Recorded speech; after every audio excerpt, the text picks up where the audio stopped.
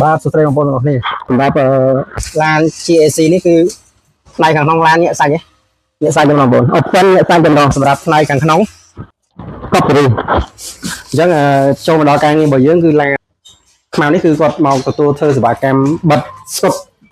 កម្រិត5ឆ្នាំបងប្អូនអញ្ចឹងស្កុតរបស់យើងជាប្រភេទស្កុត CPU អញ្ចឹងយើងមាន promotion ពិសេសសម្រាប់ម៉ួយដែលមកបិទនៅមជ្ឈមណ្ឌលជូលីណារបស់យើងហើយស្កុត5ឆ្នាំយើងបិទត្រឹមតែតម្លៃ$350ទេបងប្អូនអញ្ចឹងនេះជាតម្លៃមួយដែលពិសេសហើយយើងមានសេវាកម្មថែមជូនជាច្រើនទៀតដល់ម៉ួយដែលមកលាងក៏ដូចជាមកធ្វើសេវាកម្មនៅមជ្ឈមណ្ឌលជូលីណាមកអញ្ចឹងយើងមើលផ្នែកខាងក្នុងតិចបងប្អូនចាប់ផ្នែកខាងក្នុងគឺស្អាតកប់សេរីតែម្ដងបងប្អូនញាក់សាច់អេបងប្អូនអេមឡានពណ៌ខ្មៅនេះគឺយើងបិទបានប្រហែលជា50%ហើយ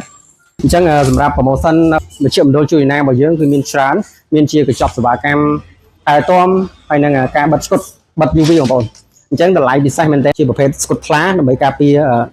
ឆ្នាំឡានបងប្អូនចាប់កម្មវិធីគាត់អូខេបងប្អូនឥឡូវយើងបិទបានប្រហែលជាខ្ទង់8 ទៅ 90% បងប្អូនញាក់សាច់តែម្ដង